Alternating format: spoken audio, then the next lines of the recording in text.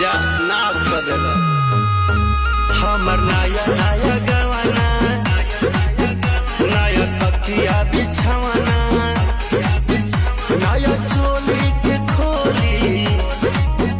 तू बनवला खेलवाना